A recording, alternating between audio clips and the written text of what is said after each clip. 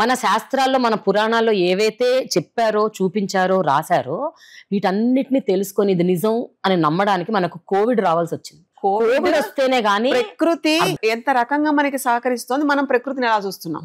ప్రకృతిలో ఉండే ప్రతి దాని నుంచి మనం నేర్చుకోవాలి. నెమలి నుంచి నేర్చుకోవాలి, కాకి నుంచి నేర్చుకోవాలి.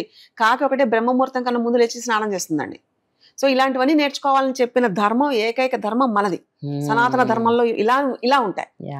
ఇలా ఉంటున్న వాళ్ళకి, ఈ ఫాలో అవుతున్న వాళ్ళకి రోగం యొక్క ఏదైతే ఉంటుందో అంటే పర్సంటేజ్, అది మినిమైజ్ ఆర్ నలిఫైడ్.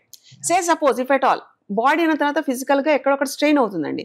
అయినప్పుడు recovery time will be very fast. కానీ ఇప్పుడు అందరు ఇమ్యూన్ మాట్లాడతారు, కానీ సెల్ఫ్ రిపేర్ సిస్టమ్ ఎవరు చేస్తున్నారండి? మనం ఇంట్లో పెట్టి ప్రేమగా పెట్టి తింటుంటే ఉండే బలానికి, ఎక్కడో బయట తింటుంటే వచ్చే బలానికి తేడా ఉంటుంది కదండి. లైక్ దట్ మన శాస్త్రాలు మనవి ఇప్పుడు అలా అని మోడర్న్ సైన్స్ తప్ప నేను చెప్పట్లేదు. Modern science also should be like came from that.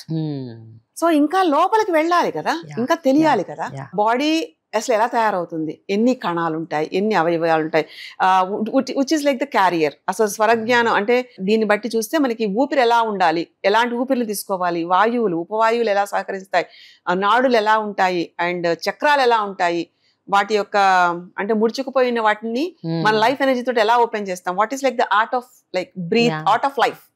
So అంటే బీయింగ్ దేర్, హ్యాపీనెస్ అంటే ఒకలాంటి బ్లిస్ఫుల్ స్టేజ్ లో మైండ్ ని ఎప్పుడు ఎలా ఉంచుకోవాలి.